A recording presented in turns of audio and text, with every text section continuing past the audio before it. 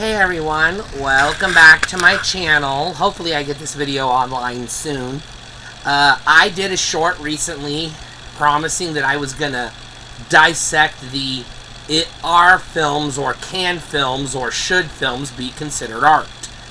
And I apologize for being unshaven. Listen, I'm having a lot of health issues right now. I've been to the doctor twice a week for different doctors twice a week for about 3 weeks. I've missed a lot of work. My charger is in a black hole, so I cannot charge my razor, and I don't have the money or the resources to buy razor blades. So I apologize for being unshaven. I want to mention it because I know it's going to come up in the comments. I'm sorry. I want to make videos again, and I don't have the ability to shave. So, let's talk about art.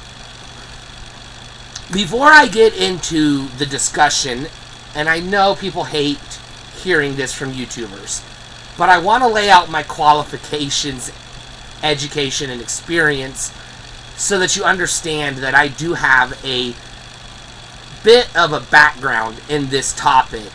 I'm not just some schmo that watches a lot of movies and listens to DVD commentaries and reads Wikipedia articles. And the reason why I want to lay that out up front is because it will give you a reason to trust what I'm saying. Because this is stuff that I have been educated, informed on, or researched myself. And when I say researched, I mean gone to the library and read books and news articles and interviewed people and watched documentaries, not listened to a fucking podcast or watch some other YouTuber, which this video itself is not going to substitute doing your own research if you want to, say, come to a different conclusion than what I will come to. I believe I have a very fair and very accurate explanation for what is art in regards to cinema. We're not talking television, YouTube, we're not talking pornographic stuff. We're talking about movies that are shot on film or digital that are intended to be displayed or projected on a screen in a movie theater. We're not necessarily talking about home video or streaming. Those are technically different mediums.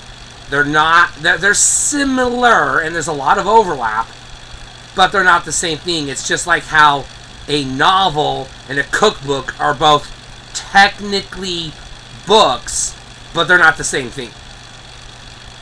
So I want to mention that. So qualifications. First, I watch a lot of movies. Well, hundreds of movies. Well, that doesn't make me super qualified, but I did go to college. In college, I specifically studied mass communications. That was the umbrella that my degree was under. My specific major was broadcasting, and my minor fluctuated a couple of times from theater to information technology to political science, and then eventually I settled on content creation because it was just sort of simpler and it would allow me to take more classes that I wanted to take versus taking, like, political science stuff that I didn't want to take. So I'm not going to sit here and list all the courses I took, but I am going to mention I made the dean's list and I had straight A's in almost all of my classes. I failed exactly 2 classes the entire time I was in college. Every single other class except for Japanese, I got an A+, or an A-. So I learned this stuff. I didn't just go to college and take classes. I did the work. I want to point that out because that will help you trust what I'm saying. Now, the broadcasting side, you're going to be dismissive. You're like, oh, well, you studied radio and television. No, I studied journalism. which means I took classes in English and writing and grammar and linguistics and the history of language. We call it etymology. I took classes in script writing. I took classes in photography, Photoshop, etc., etc. Yes, there were some classes in video editing or cinematography, film history, the history of journalism, the history of mass communications, etc., etc. So I did study film. Now, the reason why I chose broadcasting as my major and initially theater as my minor was because I had aspirations to be a filmmaker. I was going to go to Hollywood and make independent films. I ended up getting out of college and, through happenstance, got a job at a news station, and then because I had training in journalism, I pivoted into journalism for financial reasons because I needed a job and it was convenient and easy. Hey, this newspaper is going to give me $12 an hour to write stories I want to write. Okay, I can't say no to that. Okay, so within that, I also took classes in, like I mentioned, theater. Now, before we can ask the question, is cinema, which I am defining as movies, motion pictures that were intended to be broadcast or projected in an auditorium on a screen at a theater. Movies. When you go to the theater, go to the movies. That is what I'm defining as cinema or film. We're not talking television, streaming, direct-to-video, pornographic stuff. Pornographic is iffy, but we're going to set that aside. That's not art. I don't care what anybody says. No, I'm not even going to argue it. It's not. It's just not. It's for flapping. That's it. You watch it to flap. You don't watch it for any artistic value. And if you say you do, you're a lying sack of shit. Alright. And also, we're not talking about direct-to-VHS or direct-to-video or things like that. We're only talking about movies that were made by studios, whether they were independent studios or Hollywood studios or foreign studios. It doesn't matter. It has to be made by a studio or a filmmaker. It has to be projected in a theater. It doesn't necessarily have to have a wide release. It could have been screened in somebody's basement one time. That counts. But we're talking about cinema. Is cinema art? Before we can get into that, though, we have to backtrack and ask the question, is theater art? Now, from a historical perspective, cinema is theater. That's all it is. What a motion picture is a play, a Broadway play, that is photographed using motion picture cameras. Those photographs are edited together and sound is layered on top of it, and they're put in a package and shipped off to theaters that find a way to shoot it up to the wall and a wide audience can watch it. So that's why the scripts, which by the way is short for manuscript, are in the credits usually almost always referred to as the screenplay, because it's a play written for the screen to be projected on the screen. Now, the early films were just plays. That was how they were made. They would set up a set on a stage, they would do an actual Broadway style production on a stage with set dressing and blocking that you would expect from a play, and they would just point the camera at the stage and film the play. Sometimes they would film scenes out of order, but for the most part they would just enact the play in front of the camera. They could repeat takes as needed, but that's how the original films were made. Asterisk, original wide release studio system films. Because before Hollywood existed, before there was a motion picture industry, cinema was commercial. You know who invented cinema? There's a debate, but the guy that got the patent for it, he may or may not have legitimately invented it. He had a hand in its development and its commercialization. The patent troll, known as Thomas Edison. He had a bet with a colleague, a rich person, that essentially said horses leap in the air and all 4 feet come off the ground while they gallop. Well, this was back in the late 1800s. There was no way to prove this. So what he did was he lined up 24 photo cameras, tied a bunch of strings to the trigger across the way to like a pole, and had a horse run through and clip the strings as it ran through, triggering the flashes on the cameras, and was able to compile 24 images in a row and flip them together to show empirical evidence that, yeah, horses gallop, their feet come off, all 4 feet come off the ground when they gallop. Now, the patent troll that he was, the corporate stooge that he was, commercialized that almost immediately. He didn't technically invent the technology, but he did commercialize it. What he did was created a box that had the little film strip in it, and it was like a viewfinder. You would look in the box, like a Virtual Boy or a VR headset. You'd look in it, and it would play back the film strips.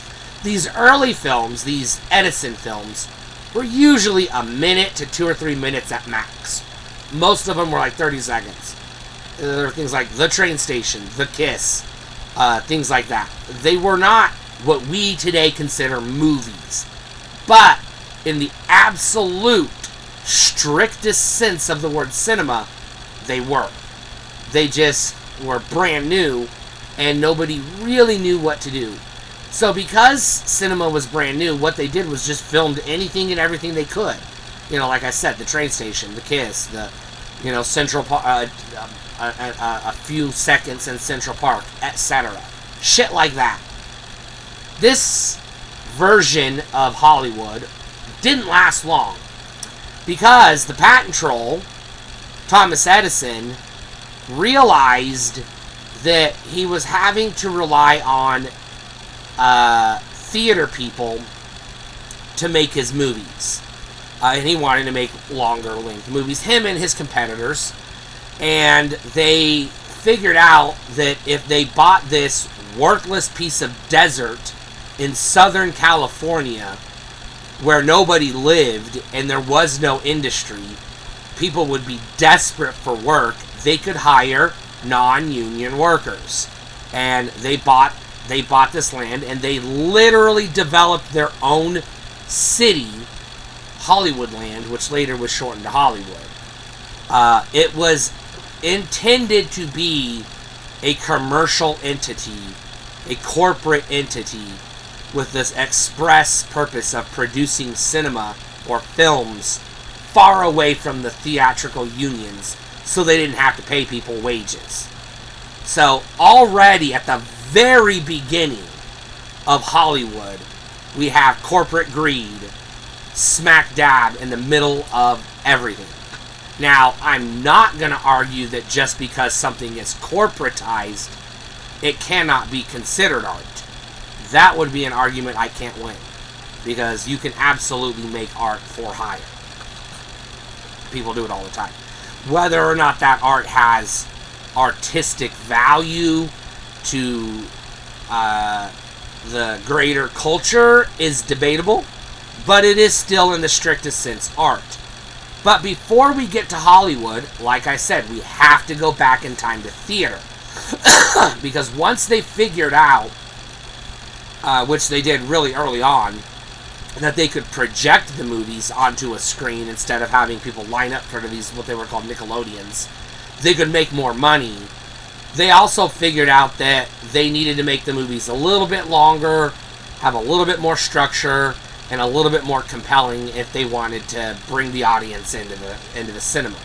Now, in these days, the motion picture producers, the production companies, we'll call those the movie studios, Warner Brothers, Edison Films, Fox, later 20th Century Fox, United Artists, etc. All these studios, also MGM, also owned their own movie theaters.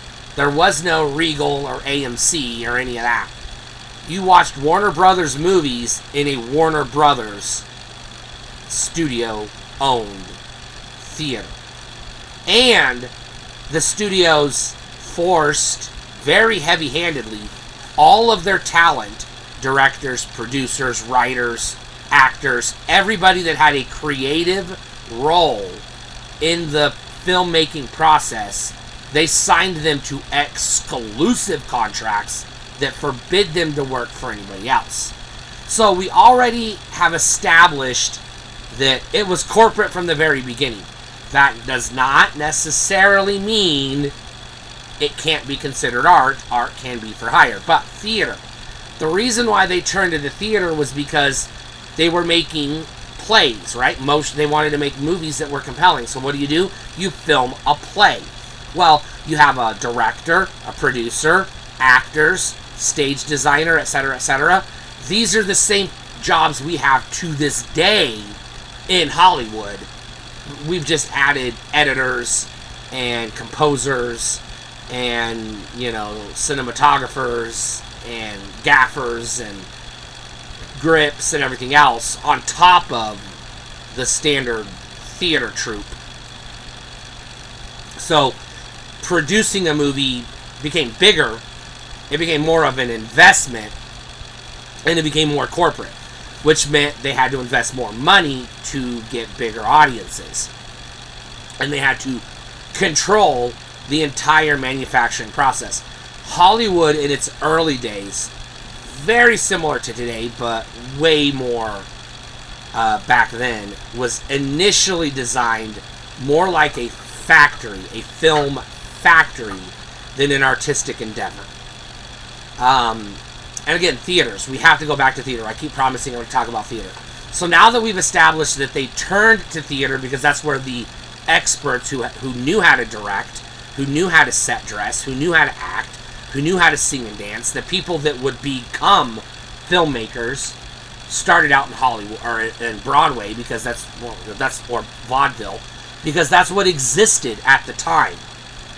So you had a couple of developing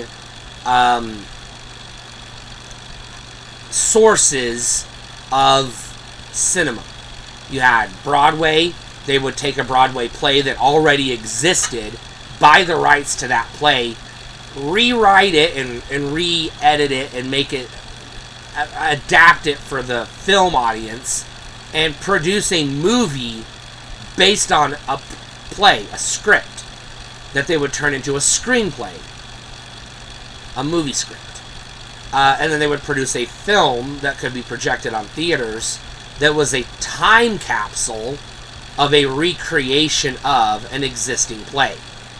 They also turned to vaudeville, which was sort of a circus-type theatrical comedy, kind of like an SNL, but they traveled. It's complicated. Maybe I'll do a whole video on vaudeville, but there's other people that have already done that, so you can Google that, I guess, or YouTube it. Do we use YouTube it as a verb? I'm gonna. You can. I give you permission. It's okay. But theater itself is absolutely 100% not art. A play is not a work of art. A play is it's a story, and it can have, does not necessarily have to have, but it absolutely can have some artistic value, meaning the set dressing, the costumes, things like that can be considered art in some capacity. Now, how do we define art? The generally accepted definition of art, and I'm not looking this up on dictionary.com or Wikipedia, but it's essentially, I'm paraphrasing, human expression. Any type of expression of human emotion using artificial methods to recreate human emotions or experiences. Paintings, photographs, sculptures, funeral decorations, funerary pottery, and headstones and statues and things like that. That's art. We generally accept that. Now, in my art appreciation class, they also told us that architecture is art. Buildings are art. Bridges are art. Roads are art, etc. Essentially, anything that is man-made can be, in that definition, considered art. I vehemently disagree with that.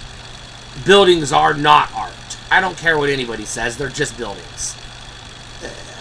Even the most beautiful Gothic Catholic cathedrals are just buildings. They are not works of art.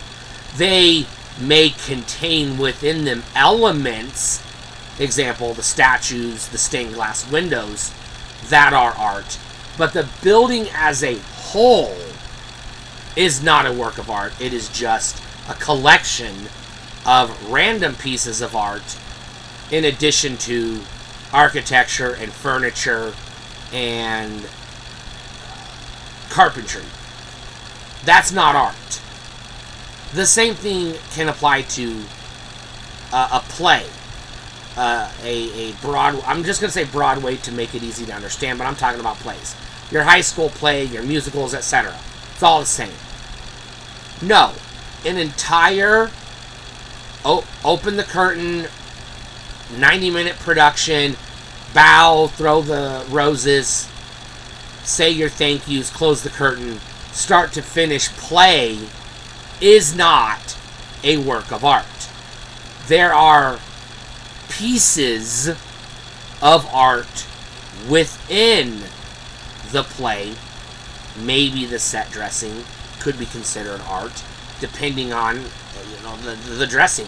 If you're doing To Kill a Mockingbird, a play based on the book To Kill a Mockingbird, and you're dressing up a courtroom, I don't give a fuck who you are. I don't give a fuck how hoity-toity you are, or educated you are, or experienced you are.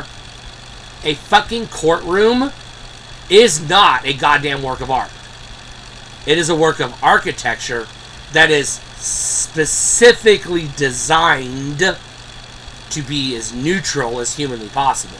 There is absolutely no artistic expression in a courtroom anywhere in the world.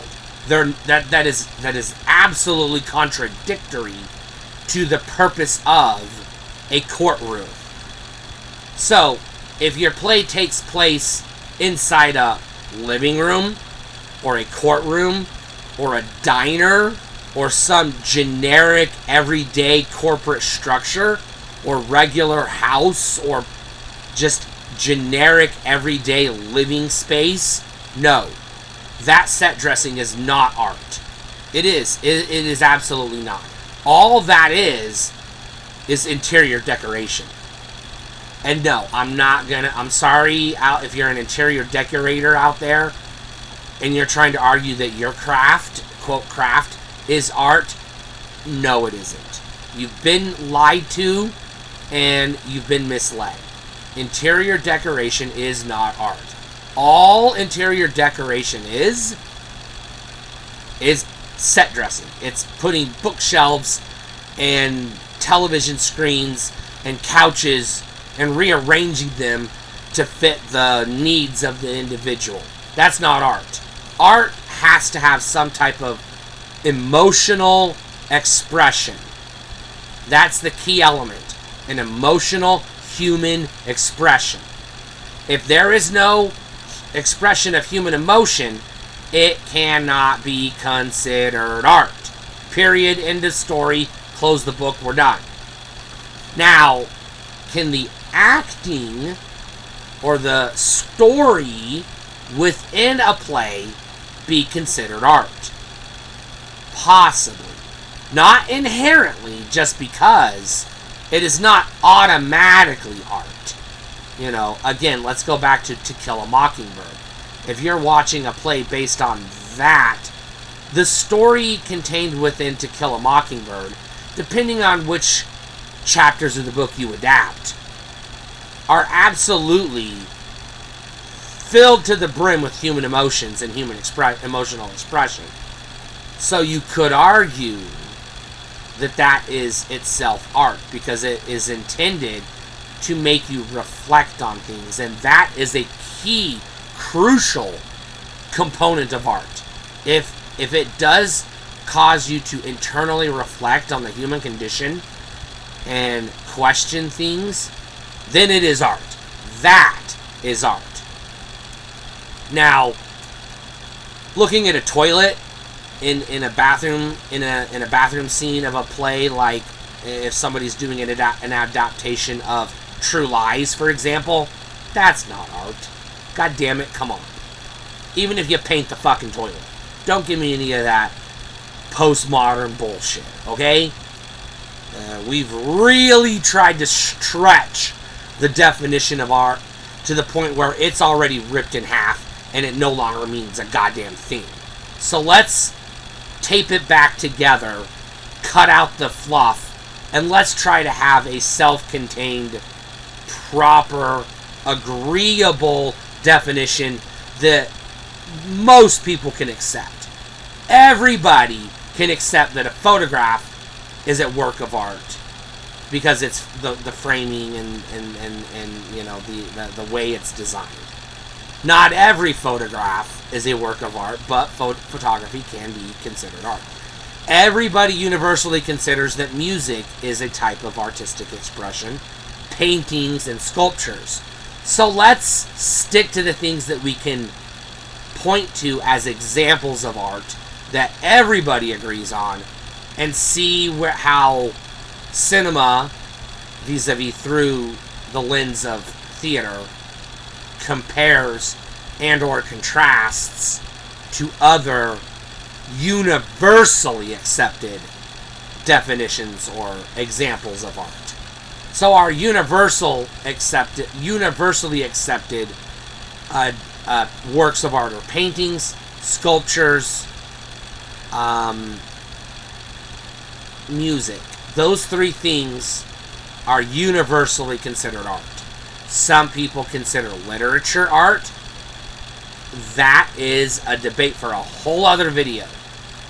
The long and short of it is, again, I think literature is not art, even though it does have artistic or human an expression of human emotions and does fit the definition of it, may or may not make you reflect on life and things. Literature is more accurately defined as storytelling. Literature is basically somebody telling a story. It's mythology. And we're talking about fiction here, obviously, but it's make-believe. It's fairy tales.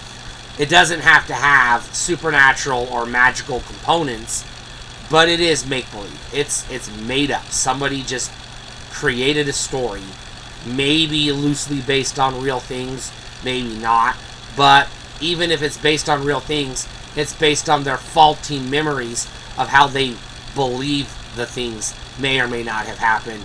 They're absolutely not 100% accurate.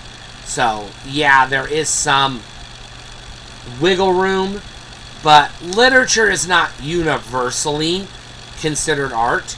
It is debatable.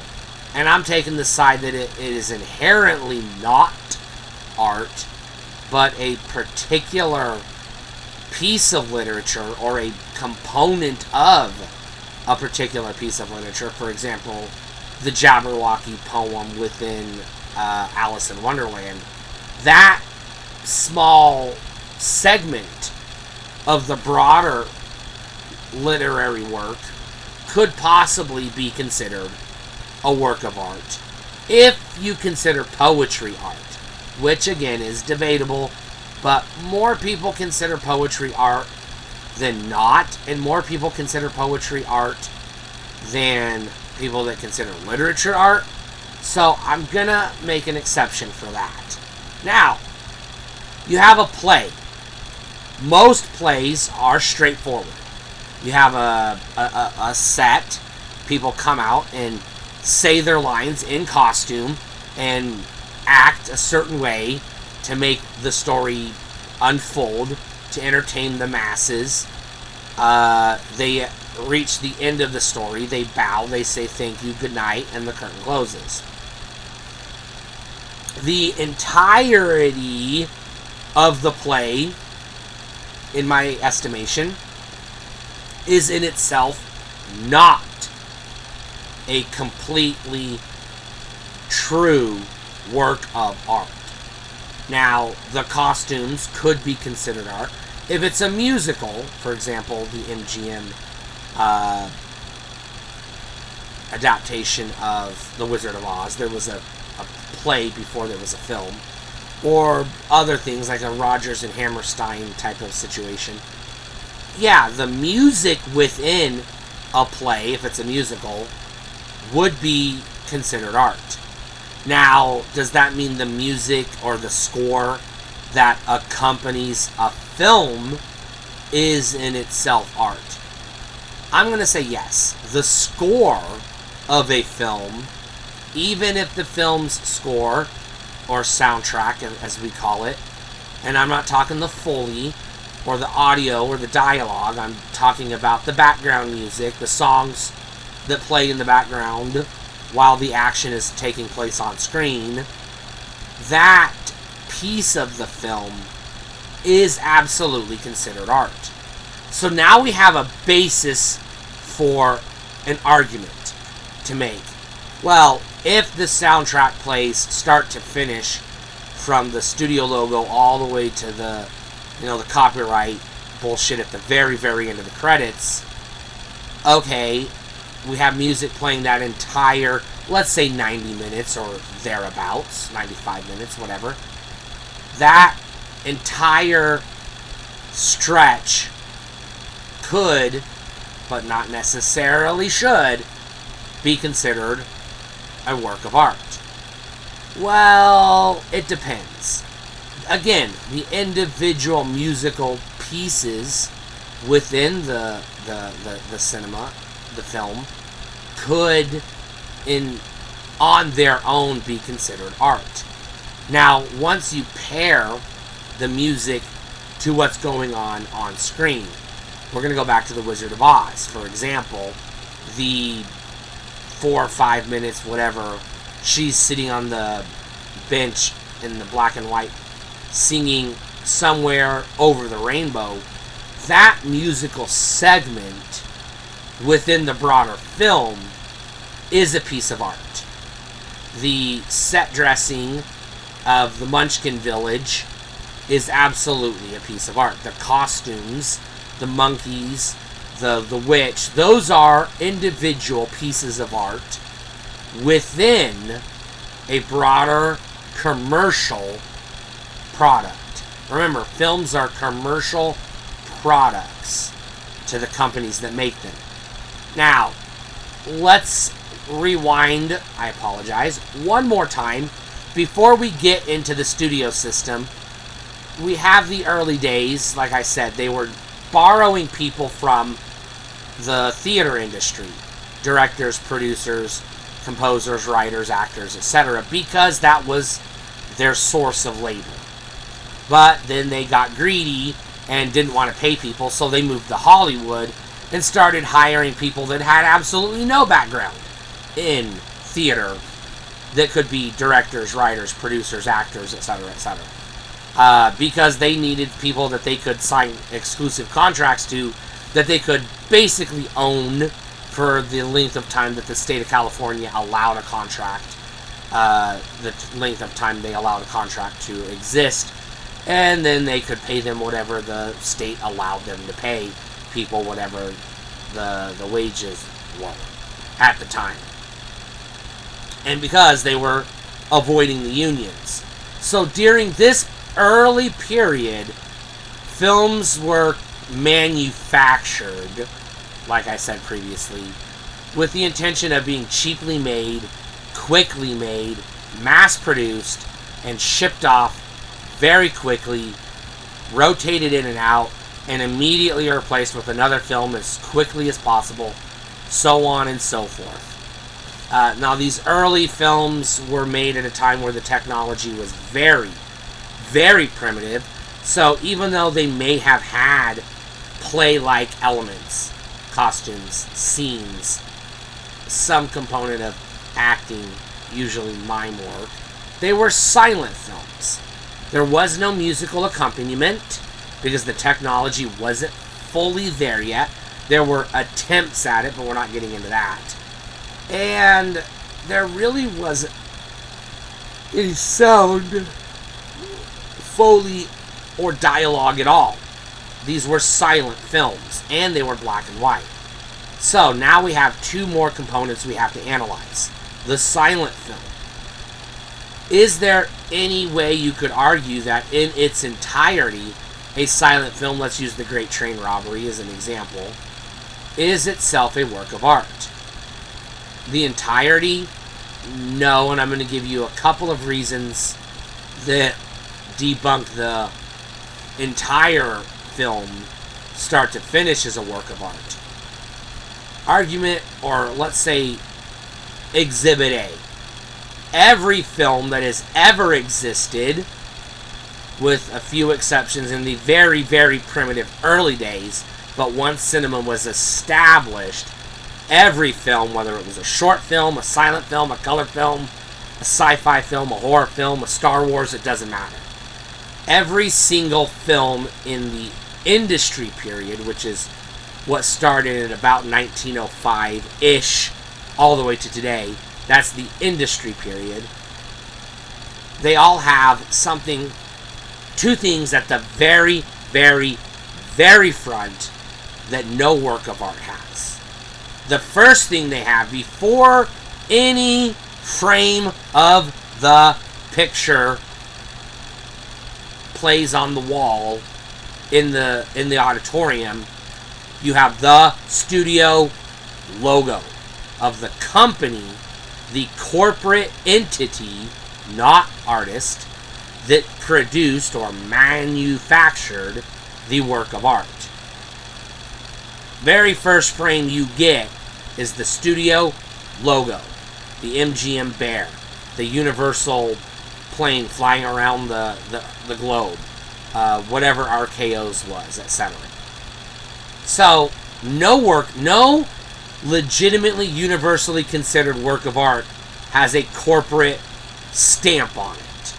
Whether it's a statue or a painting or even songs. You don't start a record or an album or a cassette or a CD or a Spotify playlist or whatever, and you hear 10 seconds of this musical recording brought to you by Sony Music Records or whatever the fuck they're, or BMG. That doesn't happen. That is one reason why we can very easily say that musical recordings, sound recordings, are art, but that does not necessarily apply to a film, because you will never watch a film, indie, studio, or otherwise, that doesn't absolutely start off with the studio that made its motherfucking corporate logo up front. That 300 frames or whatever it is of cinema film does not qualify as art. As soon as you get past the studio logo, you're immediately bombarded. And again, the stylistic way that this has been presented over the decades has evolved, but there's always been, the very next thing you get is either the logo, the title of the movie, or the credits, or you get a cold opening followed by the title and the credits, or you get the credits, the cold opening, and the title, or some combination, but you always get the title and you get the credits. sculptures, paintings, photographs, they do not have a stamp on them that says, this is the Joan of Arc, or this is the Statue of David. There might be an itty-bitty little metallic placard placed somewhere on the base that the museum that curates the art placed on it, but the original artist themselves did not. The David statue doesn't have a big old engraving that says Catholic Church or property of Catholic Church, the Statue of David by so-and-so. It does. That's not how art works. But that is how films work. Films have corporate stamps, the title, and then the credits before you even get to the goddamn picture. The credits, you could almost argue, are like the artist's signature, right? Artists do put their signature within, some artists do in general, within the works that they create, whether it's commissioned work or something they just did on a whim or whatever. Usually, or more often than not, they sign it in some capacity. Sometimes it's just their initials. Sometimes it's their full name. Sometimes it's some squiggly symbol that only they can reproduce. But the credits before and after the film has played are not the signature of the, quote, artist that made the film. And the reason why I say that is because it is a collaborative work. Who within that list of hundreds of people do you identify as the, quote, artist? Well, a collaborative work of art is not necessarily not a work of art just because multiple people contributed to, let's say, a painting or a sculpture or a musical recording, for example, a band, and there's a producer and a sound engineer, etc. Okay, now we're getting into the iffy parts, but I have to break this down piece by piece in order to make my argument, because when I get to the end of this video, I will make a definitive declaration that is going to kind of upset some people and possibly enlighten others, hopefully. Again, this is all based on my experience, my education, my research and training, and etc. So, again, some of this is going to be my opinion, take it with a grain of salt, but it at least has a basis in some form of informed decision. And I've laid out where my information comes from, for the most part, you know.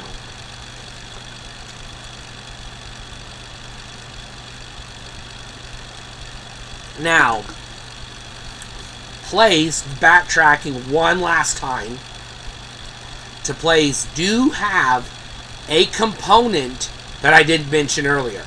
You have the acting, which is not art. Acting is just acting. It's talking. It's play. It's make-believe. It's pretend. It's the game of let's play cops and robbers. That's all it is. Acting is just pretend. Even within theater, it's just pretend. They hammer this into you in Theater 101. This is universally accepted. Acting is just playing. That's why they're called plays. That's literally why they're called plays. You're playing a game. The game is, we're telling a story. Okay? So, but they do have something I didn't mention. We mentioned costumes and set dressing and maybe musical accompaniment, but we didn't mention choreography, whether it's dancing or just the blocking of the actors. That is a component of a play that is absolutely empirically crucial. You cannot have at all a play without any type, or at least some type of choreography, because you have to be able to choreograph or move the people around the stage in a believable pattern, and that is choreography. You cannot have a play without choreography. Likewise, because films are just plays that are photographed, You absolutely cannot have a film without choreography. Now, you usually have bare minimum 1, possibly 2 choreographers, at most 3, depending on the complexity of the movements on screen. Your 100% every play ever performed, every movie ever produced, every television show, every streaming, every pornographic film has one choreographer that is universal across the board: the director. The director choreographs the actors. Their job is to say, Susie, you're going to walk in from stage left, and you're going to come down to center stage, downstage, whatever they call it. I don't remember the map. I learned it. I don't remember. But and you're going to turn left, and you're going to raise your right arm, and you're going to say your line with gusto, etc., etc. That's what the director does. They choreograph the actors. Now, the reason why they're called the director is because they're also directing the actors. So, the director is an absolutely 100% essential component to a play, and by extension, a screenplay, which is what we're going to call a cinema, a film, a motion picture, a movie. So, is the choreography that the director is doing, the movement of the actor, considered art? No, not inherently.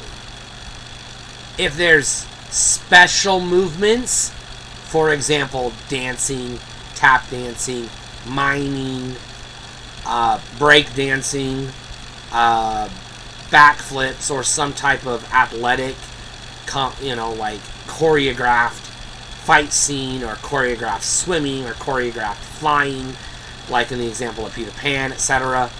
That specific component of the product could theoretically, potentially be considered art.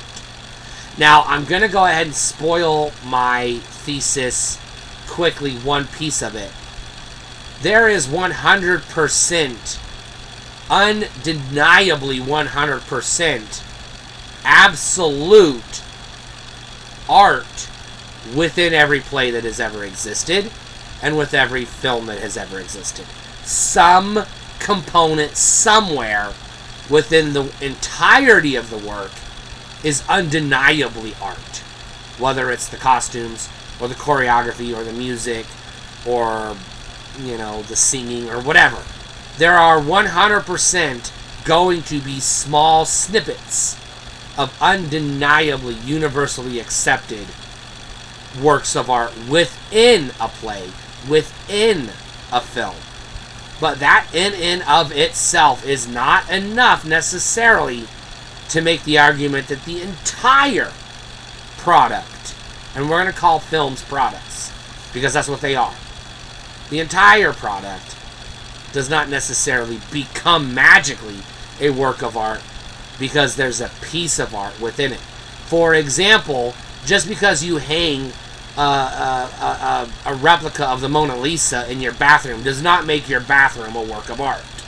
Okay? So, yeah, the Mona Lisa hanging above your toilet is a work of art.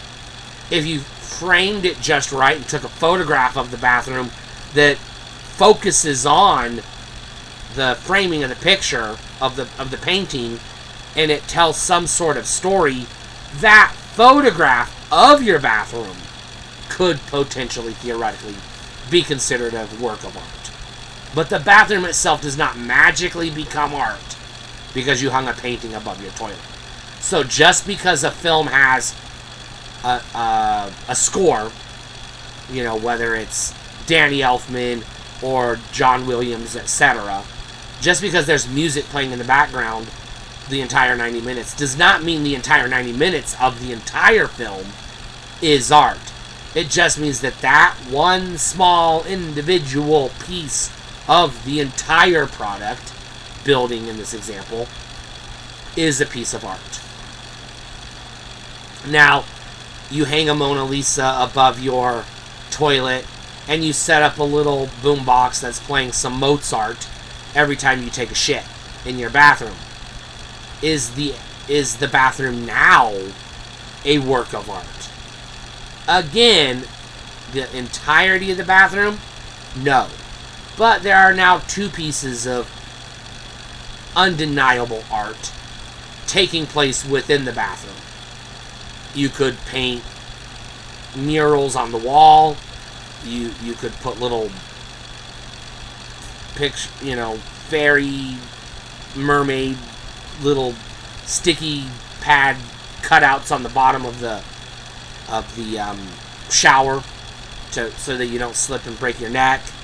You could light candles, and the more you do, the more individual pieces of art will exist within the bathroom.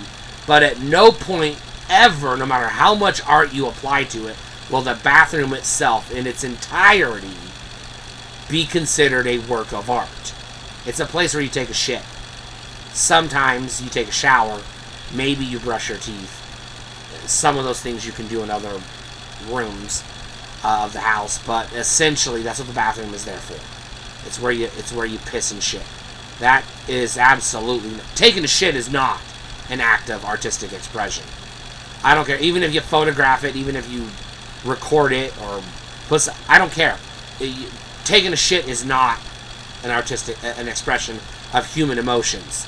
It's a biological necessity that every living organism in the universe does. That's not exclusive to humans. So the act of that can't be considered a work of artistic expression. So now let's take that bathroom analogy back to the film. I'm going to use Star Wars A New Hope Episode 4 as an example. You have 2.5 hours of a movie. It starts with the logo of 20th Century Fox. Well, that's a strike against the entire product being a work of art. Let's move on. Next, you have the opening crawl, because George Lucas opted not to show the credits at the front of the movie, which he got in trouble with the unions for doing that. But it is what it is.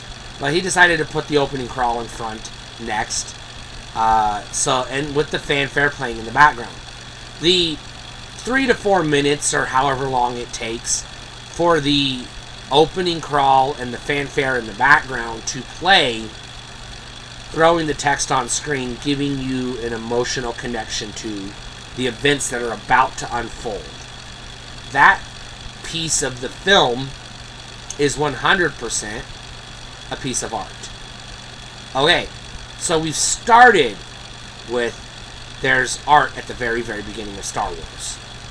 Then we immediately go to a photograph of a model hanging on a wire in a black room that is made to look like a spaceship floating in space.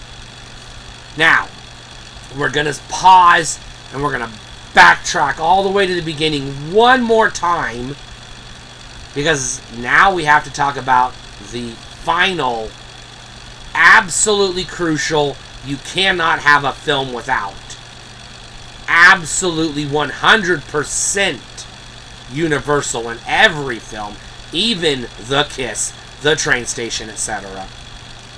They all have one other component that every movie ever made or ever will be made has: the camera. You 100% cannot photograph a film and make a motion picture without a fucking camera. It is scientifically impossible. So, the person operating the camera has 3 possible job titles. Camera operator. That person is a technician trained in the functions of a camera that will point the camera and get the shots in accordance with the director's instructions. The work that the camera operator is doing, aka photographing the scenes to be later edited together by another, spoilers, essential component, the film editor or video editor, depending on if it's shot digitally or film or whatever. So, okay, the camera operator is not an artist. They're just a technician. They're no different than the mechanic that works on your car or the IT guy that tells you to restart Windows and unplug it and plug it back in. They're a technical person.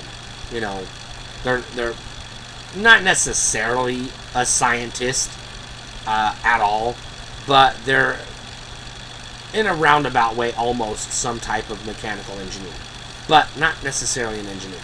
They're a technical person.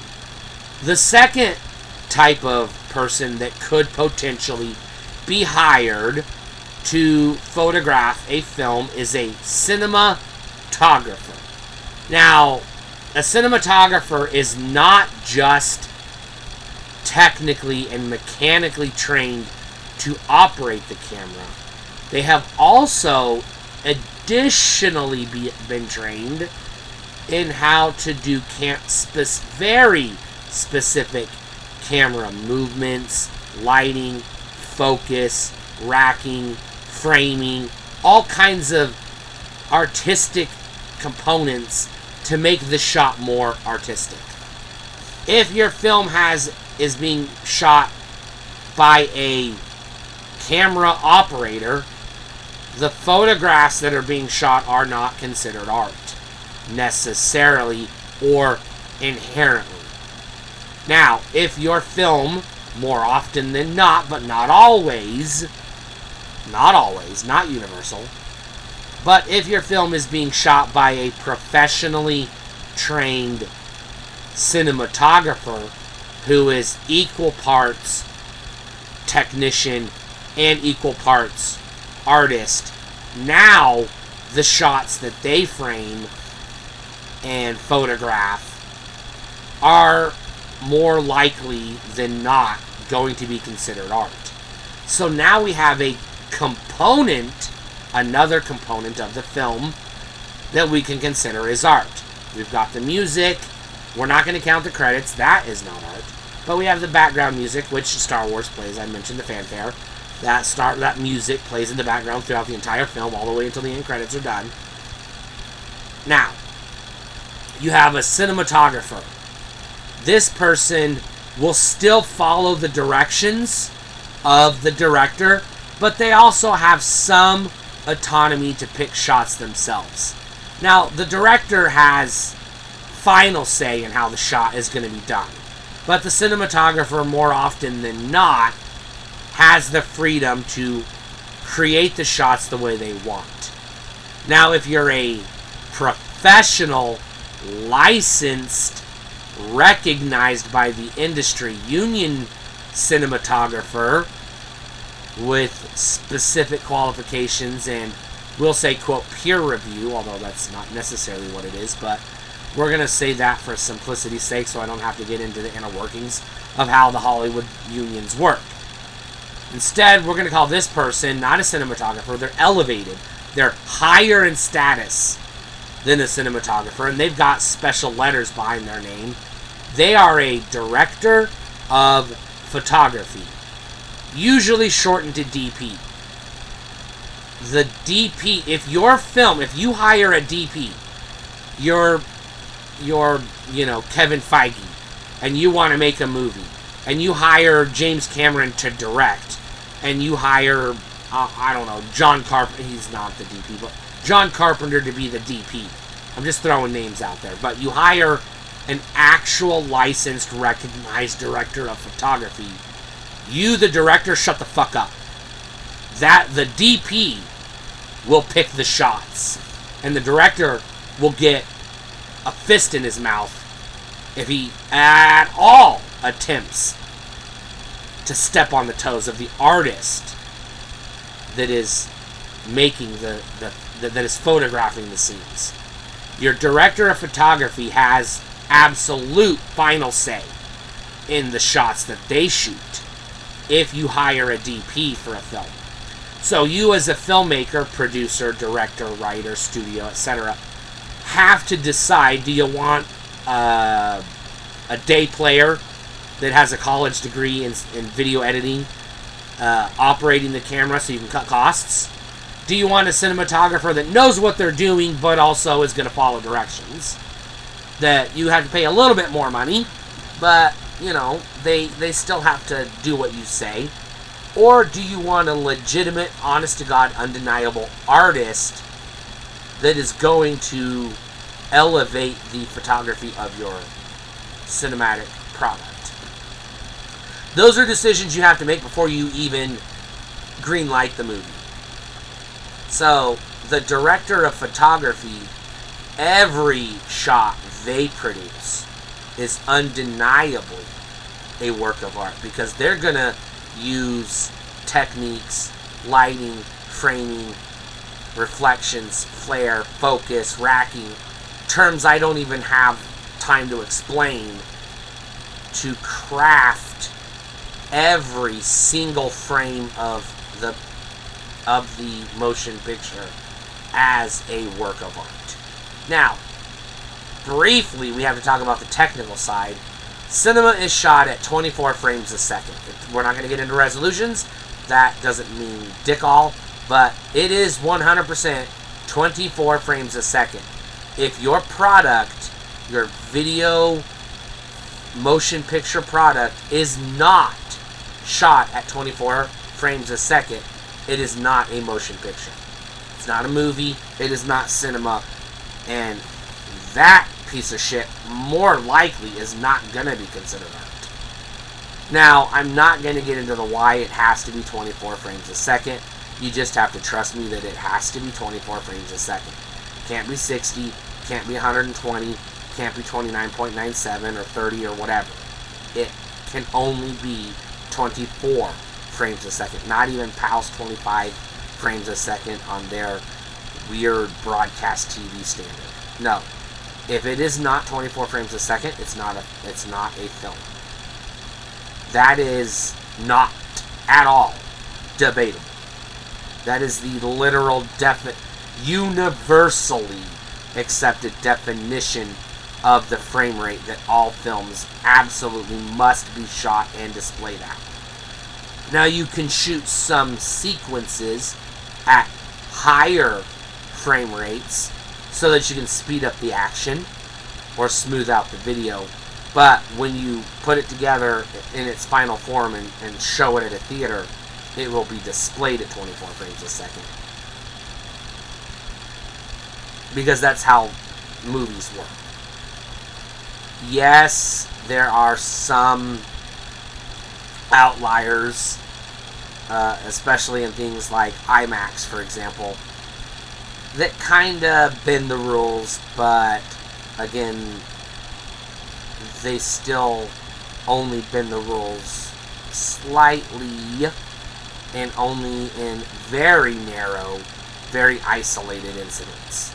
That is not enough to consider it a legitimate exception. We're just going to call it a statistical fluke and move on. I'm not going to give examples because it's really hard to find those examples and it's really hard to explain the technical bits. I know how it works, but I don't want to explain it because this would be a 6-hour video if I tried. Because the science, the physics of cinematography is extremely complex. It's not just point the camera, push a button, capture light, you're good to go. There's way, way more to it than that. You got to take into consideration depth of field and ISO and frame rate and shutter speed and so much, so much. It just would be it would just be a 6-hour lecture on me explaining to you the science of cinematography. And yeah, I took that class. I got an A in that class, but holy God, it was a 300 level class at a university. So not at all entry level, freshman class. We're talking third year of college. Okay? So, yeah, you can read the Wikipedia article and it ain't gonna make fucking dick all sense because it's so complicated without, like, actual examples. So let's move on. Let's just get past that. So now you have Star Wars. You've got the opening shots. You got the models. Now we have to pause and come back to the models, the special effects. A lot of cinema, as in almost every picture that has been widely mass adopted, financially successful, has had some type of what we call visual effects. The Wizard of Oz, fucking Gone with the Wind, To Kill a Mockingbird, Star Wars, Jaws, Jurassic Park, Titanic, The Notebook. Every film ever made has some type of what is known as visual effects. Some of the visual effects are just layers. Some of them are, different shots that are done through projection, or miniatures, or mirrors, or racking the focus, or the way you frame things so that something is further away looks like it's smaller, or whatever. These are tricks. These are optical illusions. Every movie has them in some form or another. They all have visual effects or optical effects of some capacity. Now, special effects movies, which special effects are a totally different category from visual effects, go above and beyond.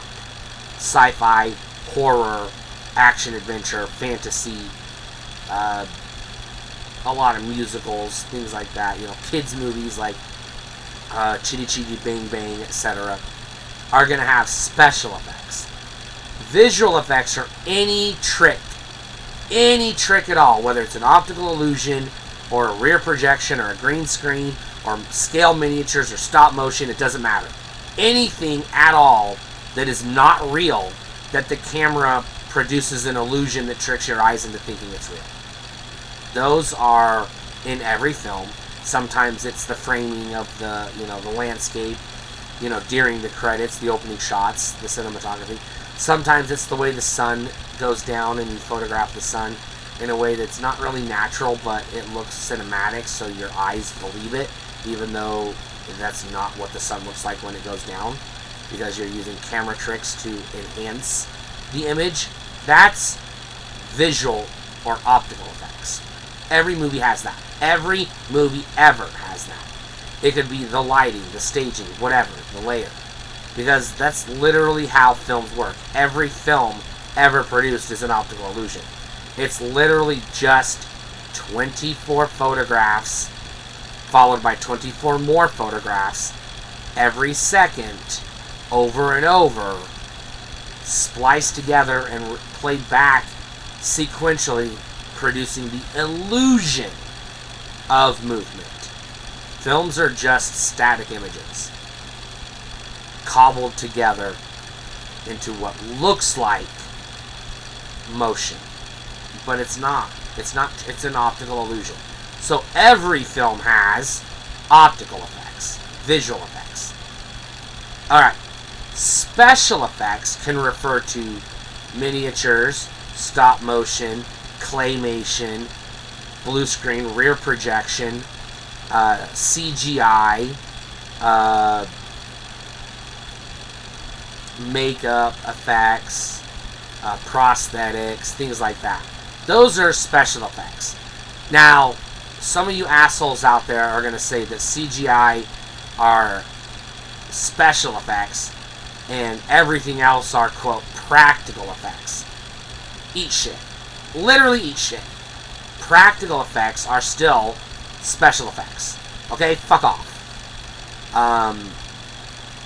Also, if you think that practical always looks good and CGI always looks bad, eat shit. You're a fucking moron. CGI can absolutely look good and CGI can absolutely look bad. Practical can absolutely look good, and goddamn it, yes, practical can absolutely look bad. Look at the stop motion in the Terminator. Look at the Hellhound breaking through Louis Tully's door in Ghostbusters, goddammit. Just because it's practical doesn't mean it's gonna fucking look good.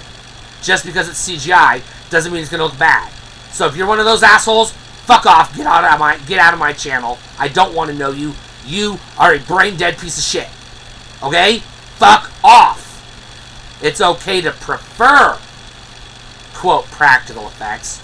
Although practical effects is a stupid word, because do you consider stop motion practical? Do you consider the optical effects of Ghostbusters with the rotoscoping of the lightsabers in Star Wars to be practical effects when they're literally optical illusions, aka special effects, visual effects? So, if you're gonna be that goddamn stupid, I don't want to fucking have anything to do with you. Now that I got that off my chest, you have that further component. Models, etc. Visual effects, special effects. Yes, those specific components, the models that are used in the stop motion, or the spaceships on strings, or the fantastical costumes, the C-3PO costume, the Jabba the Hutt, etc. Those are all individual pieces of the film, are specific works of art. Now you have the story. Star Wars is a modern-day myth, borrowing very heavily from pre-existing works of literature, not works of art. And the story of Star Wars really isn't artistic at all. It's the hero's journey. It is the goddamn basest, most simplest universal story that is universally told throughout history in every culture that has storytelling on the face of the earth, from the beginning of time until the end of eternity. It is the very base story. It is in itself, the story, absolutely not art. Now, if you want to get into, can dialogue be art? Well, a monologue or a poem or a song or an individual speech or sequence of lines within a film could potentially be art. But I was going to go into town with my friends to go to Tashi Station to get some power converters. No matter how you say that, or no matter how you inflect your dialogue, or alter your accent, or whatever, you're never going to make that line of rubbish into art. That is literal rubbish. No. The dialogue within Star Wars, and again, I'm just picking on Star Wars, but this applies universally. The dialogue is not art.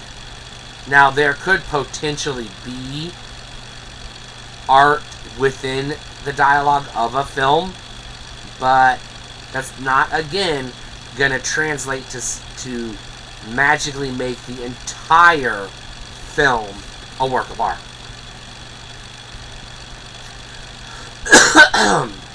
Now, just because movies are manufactured products corporate entities produce to mass market in order to make a profit does not inherently mean the product cannot be a work of art.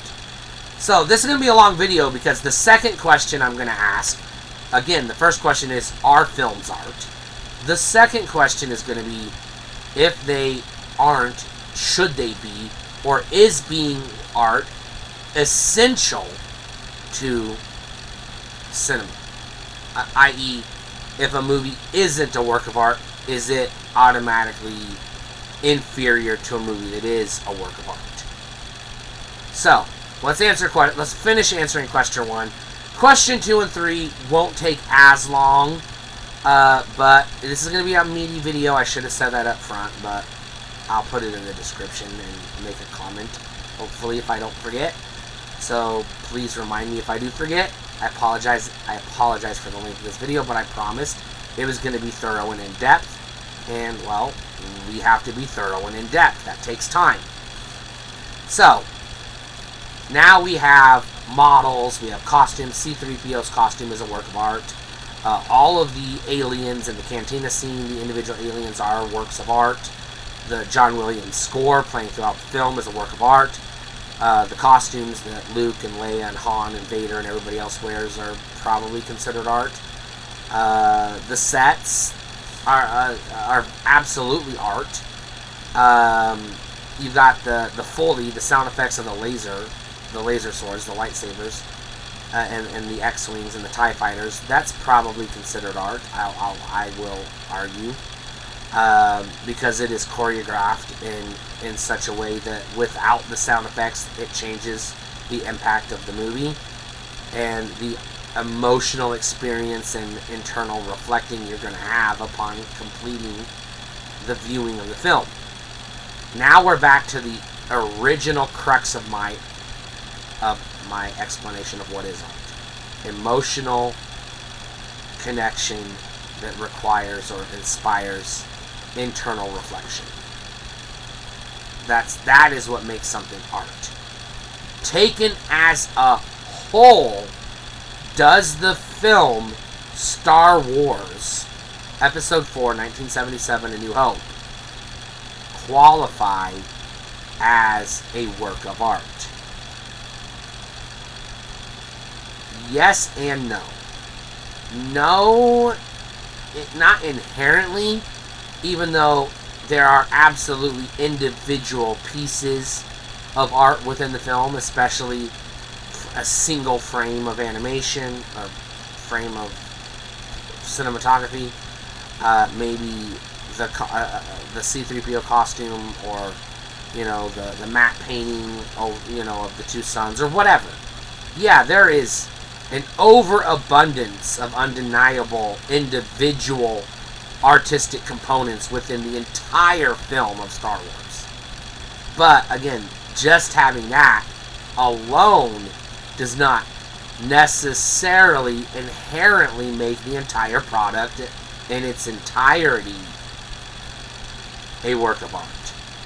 However, Star Wars individually, as an example, is absolutely in its entirety from start to finish a work of art. The fanfare gets you excited. It stirs up emotions of hype. You're ready to go. It's an exciting fanfare. It's like, ooh, this is good. This is going to be good. You have the opening crawl that piques your interest and sets the stage. You have a thrilling battle, emotionally charged, with lots of dialogue and action and death. There's real danger. And then you're following these robots on a desert planet. And then you're discovering the Force. And you're going to the cantina scene and being exposed to exotic life forms. And then you're escaping from the Imperial Navy, and you're flying into the asteroid field of the rubble remains of the recently destroyed Alderaan. And then you wander around the Death Star. You escape. You blow up some TIE fighters. You go to the very beautifully cinematically, whatever, shot, artistic views of Yavin 4.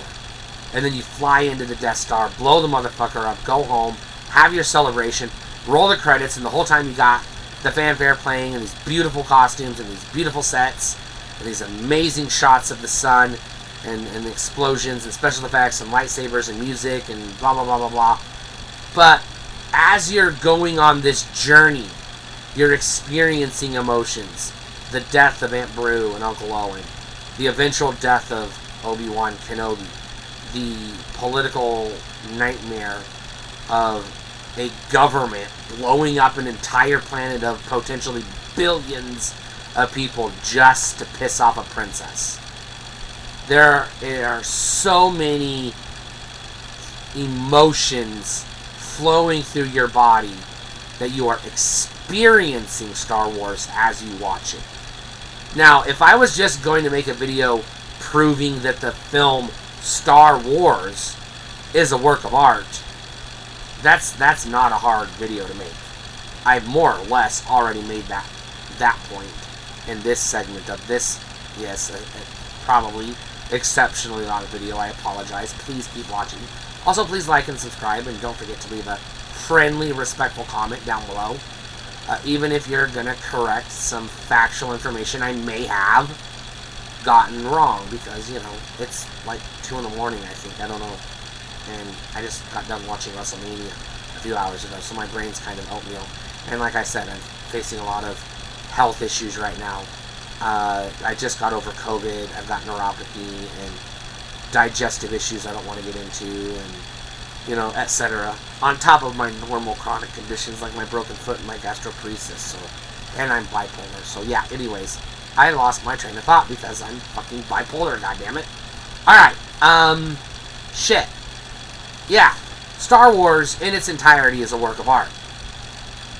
Now, I'm not going to break it down shot by shot, scene by scene, piece by piece, but I'm going to make a controversial declaration that the film Star Wars Episode 2 Attack of the Clones in its entirety is also a work of art. You thought I was going to go the other direction.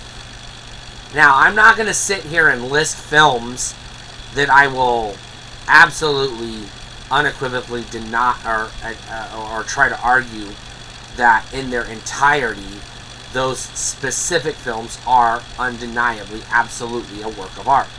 I'd be here all day. That'd be a 24-hour video at the bare goddamn minimum, and I ain't got the time for that. You ain't got the time for that. So I'm going to do the opposite. I'm going to pull a film out of my ass that I'm going to try to analyze and prove isn't a work of art. Terrifier. Produced or directed by David Leone and starring, what's-his-face as Art the Clown. I'm sorry, I forgot his name because it's late. David Howard Thornton. Alright. Couple of drunk bitches walking down the street, sit in a diner, get harassed by a creepy serial killer clown. They split up because one girl has to pee and the other girl's too drunk to function. She gets kidnapped. The girl that has to pee ends up in the same building where Art is running around. She gets kidnapped. They get tied up. He takes a hacksaw and from vagina to head, her upside down, cuts her in half. Bloody, gory, gross, disgusting, absolutely gory as fuck, shocking. You know, these are emotions, but let's hold off on whether or not it's art or not, because pornography is not art, but it does elicit one emotion, lust, which leads to the flapping. And, well, okay, so just because something elicits an emotion does not inherently make that, whatever it is, art. We've already mentioned that earlier. But that is an essential component of art, and horror movies absolutely elicit emotional response, aka fear, in addition to that sometimes dread and existential curiosities. So yeah, okay, let's go back to he cut her in half, and then he kills the other girl, and then the sister shows up, and then he gets in a fight with her, and he blows his head off and ends up in the morgue, gets possessed by a demon and is resurrected. Roll the credits. You've got a gory fucking movie. It's an indie film, very low budget, very carefully shot scenes, very isolated incident locations, very small, unknown cast that he doesn't have to pay a lot of money, etc., etc., etc. Okay, now, again, the individual components. There's the background music, which is always art, and clown's name is art, so this video is going to get confusing. But you got the gore effects, the special effects, yes, practical effects, rubber and latex, etc. that, you know, look gruesome. Now, okay, if you take a photograph of a dead body, decapitated head, intestines flung out all over its belly, gray skin. But you took a photograph of it. Is that photograph art? Well, I'm going to say yes. Now, you've got 24 photographs, repeat, producing the image of the film Terrifier during the scenes where he's cutting her in half. Again, those are practical effects. Those are makeup and rubber and latex and lighting and camera tricks, etc., to make it look like what your brain is telling you it is. When in reality, the girl was not harmed in the making of the film, obviously. It's an illusion. It's an optical illusion that tricks your brain. So, optical illusions, are those art? Well, no, they are optical illusions.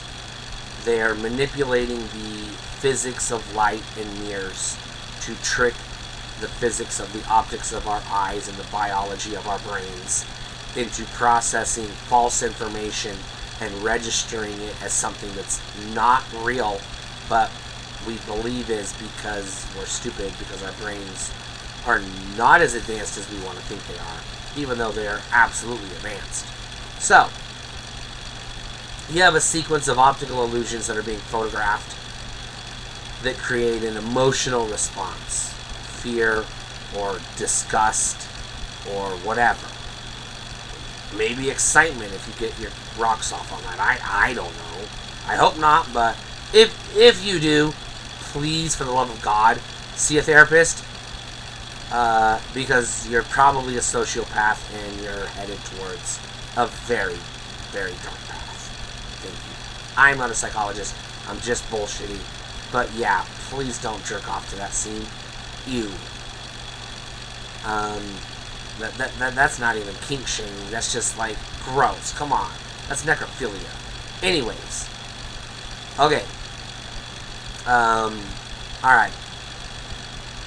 But taken as a whole, the film does not elicit emotions that are going to lead to internal reflection. There are shocking moments within the film that are in the moment going to elicit fear and disgust and reflection on how evil do you have to be to do that and things of that sort. But the vast majority of the film is just very slow moving, very quiet shots with no music and hardly any Foley at all of people walking around a warehouse. It's a warehouse and a diner and the inside of a girl's apartment and a morgue. There is no set dressing in this film at all, anywhere, that I would argue is a work of art. So the music is art, but the music isn't playing throughout the whole film. So while the music's playing, that component of the film is art. The costume art, the clown art, David Howard Thornton is wearing could conceivably be considered art, except for the fact that it's a pretty generic costume that the only emotion it really elicits is, ew, that's a creepy clown. But creepy clowns, or being afraid of clowns, is not necessarily an emotional response. It could be a psychological response, which is not the same as emotional. Yes, fear is an emotion, but fight or flight is not an emotion. That is a biological response. So if the film is triggering your fight or flight response, that is not an emotional component. After you escape the danger of the film, once you're safely beyond the credits and you can turn it off, catch your breath and realize that it's only a movie and you're past it, then your brain will settle down and you might reflect on the events of the film. But just even doing that does not necessarily mean that the film itself was a work of art, because again, it elicited most likely your fight or flight biological, psychological brain response, not an internal emotional response. Therefore, taken as a whole, the film Terrifier is not in and of itself a work of art. There are brief, very, very brief individual components within the film Terrifier that could arguably be considered art. Not inherently universally considered art, but there's a high probability certain components within the film could be considered art. However, just because the scene of him cutting her in half has makeup effects and optical illusions, those two things, again, do not necessarily inherently on their own be considered a work of art. Let's talk about the practical effects of the dummy getting cut in half, briefly, and let's talk about the shocking nature of the scene itself. You're watching it from the perspective of the friend who is watching him cut her best friend in half. Starting at her vagina and cutting her all the way down to her skull. She's upside down, hanging, and he's using a hacksaw. You know, the kind of little saw that you cut limbs off of trees in your garden, in your backyard in the springtime. Not a chainsaw that's going to whisk right through her, or a table saw that's going to cut her like butter. And it takes a few minutes. It's a gruesome scene. While you're watching it, it is triggering your fear response, emotional, your fight or flight response, not emotional, your shock response, that is beyond, that's why it's called Terrifier, beyond terrifying, that is just like your brain is just so shocked you don't know how to process it. And because that stops your brain from experiencing it and having to pause to gather additional information to process it before it can make a conclusion, that sequence of events is not art, because what it's doing to your brain, causing an existential crisis, yeah, kind of, but what it's really doing is causing an overload of information that is requiring your brain to process things it doesn't have the capacity to process in that instant, so it has to multitask, if you will, and try to compartmentalize to get to the different pieces of what the fuck you just saw. Therefore, that entire scene, even though it's got makeup and models and, you know, prosthetics, etc., is not art, because taken as a whole, it is not intended to elicit an emotional response that triggers internal reflection, which is our previously established requirement for something to be considered universally recognized as art. Instead, what it's doing is triggering a complex sequence of events in your brain, processes that are going to immediately make you uncomfortable and require you to compartmentalize things, which is not a response to seeing art. Therefore, that entire scene, even though you could argue specific individual frames within the motion of the film, could conceivably, on their own, taken out of context, be considered works of art. The individual frames. That's just a photograph. Even if you've got 24 photographs sequentially in that moment, not all 24 of them are going to be considered a work of art.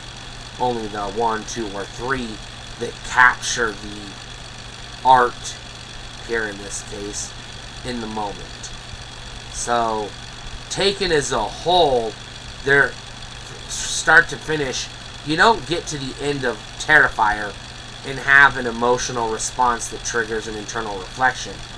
What you have is a psychological response that forces your brain to go into compartmentalization mode, where you're willing to process certain pieces in the moment, but it's going to take a considerable amount of additional processing time for your brain to catch up.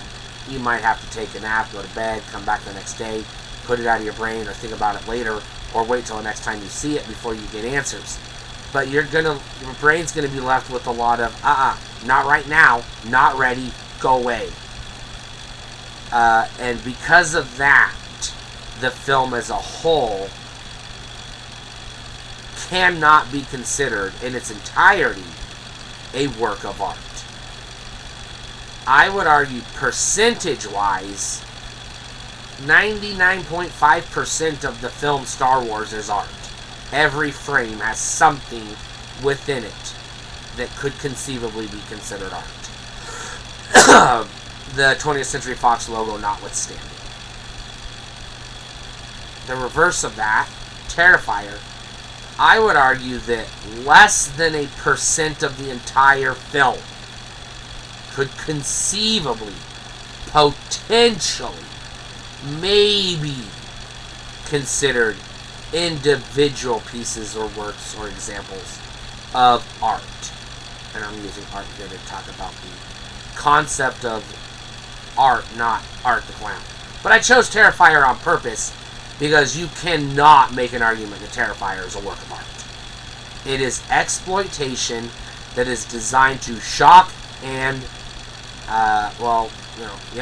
just shock and, just like elicit a bunch of biological and psychological responses. Now, yes, there are emotional responses within that. Primarily fear mixed with boredom, curiosity, and again, shock and awe. Yeah, all that combined does not make the entire film a work of art. And considering the nature of his costume, I wouldn't even consider his makeup and costume a work of art. Now, the choreography of his miming movements, yeah, that's probably some of them art, but it's also sign language and hand movements, so it's like, okay, he is miming, but miming in and of itself is not necessarily art. It's just choreography. It's very, very, very specialized choreography, which, by the way, I learned how to mime. I was a breakdancer, so breakdancing is miming, but that's neither here nor there. It's a lot of fun, but putting that aside, getting past that. Okay, so now we have an example of a film that is 100% not art, and a film that is undeniably 100% art. Now, the second question I was going to ask is, does a film have to be art in order for it to have cultural significance to the human species? This is going to be an easy one. No. Art the Clown, or let me backpedal. Terrifier, the film, Terrifier 2, the sequel, and Terrifier 3, the third act of the current trilogy, none of them taken as a whole are art. None of them. I think my favorite is the second one, but I'm leaning towards the third one. I don't know. I don't know if that's recency bias or not, because I did see the third one in the theaters. But let's push past that. Again, does a film, Terrifier, that we are absolutely going to rubber stamp as not art, okay? We've made that conclusion based on the evidence I've outlined. Now, we have a film that is 100% not art. However, does that mean that particular film has no cultural significance to the human race? Well, no, it has absolutely impacted culture in a lot of ways, reinforcing the scary clown stereotype, reminding people that low-budget, independent, crowd-funded movie productions can sometimes be successful. The movie is entertaining, and even if you don't have any artistic value at all, entertainment in and of itself does have absolute value culturally and significant psychological value to humans. Entertainment is good for our brains. So, yeah, even if it's not art, but it's still entertainment, it absolutely can have culturally significant relevance to the human species and society as a whole. So that's the second question. The third question is going to be, do films, or let me rephrase that, should films be considered art? Should it be the goal of the filmmaker to produce a work of art?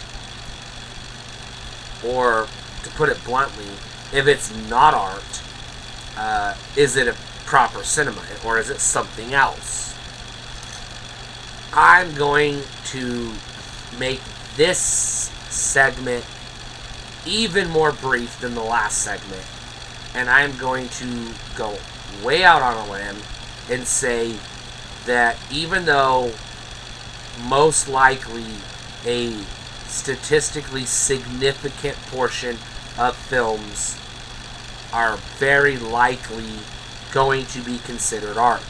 Examples: Jurassic Park, The Notebook, The Graduate, To Kill a Mockingbird, Willow, Star Wars, The Lord of the Rings, etc. Yeah, there is a statistically significant proportion of cinema being produced, whether it's commercial or otherwise, that is absolutely, undeniably art. There is also a statistically significant number of films that are produced that are absolutely, undeniably not art. Each category is equally important to the human species, whether it's through artistic expression that triggers an internal emotional response and reflection, art, or it's just pure old-fashioned entertainment, not art, but still important and impactful on humanity. So that's going to basically mean the third question is no, movies do not have to be considered art, and filmmakers should not necessarily inherently be required to strive to make their product a work of art. They could make schlock, they could make pornographic smut, they could make rubbish B-movies, Troll 2 so bad that some people think it's good, even though I think that's a stupid phrase, but let's get past it. Yeah, they still have their value to the person that finds enjoyment or pleasure in consuming that particular piece of media. Now, you could almost, but I'm going to throw a wrench in everything, copy and paste most of my arguments and apply those to television. But I'm gonna just do some brief blanket statements, nothing to back it up, just sort of a yes or no kind of thing. Broadcast television, period. I don't care if it's Sesame Street, I don't care if it's the evening news, I don't care if it's Buffy the Vampire Slayer. It is 100% impossible for broadcast television, and this includes broadcast over cable networks and broadcast over premium channels like HBO. I'll throw a caveat in HBO in just a second. It is 100% impossible for television broadcasts in any capacity ever to be considered a work of art in its entirety. And I'm going to back it up with one word: advertisements.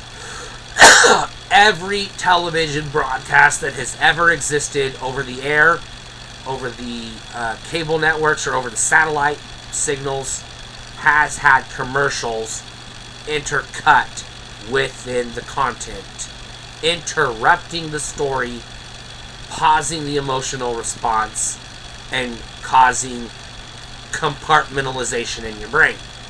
Which, as soon as that happens, which we just discussed with the art, proves that television broadcasts cannot be art because they are triggering compartmentalization or biological, psychological responses within you, not emotional responses, even though there could theoretically be emotional responses to the content contained within the meat of the television program. Once that has been interrupted with the commercial, which is just fluff, and then you go back to the next sequence following the commercial and so on and so forth. This constant compartmentalization taking place in your brain, interrupting the emotional response and the inner reflecting, negates television broadcasts being art. So, there is that. Again, I threw out Sesame Street on PBS, even though Sesame Street is not interrupted by commercials. Sesame Street is educational, and educational content is inherently not art. So let's get past that, okay?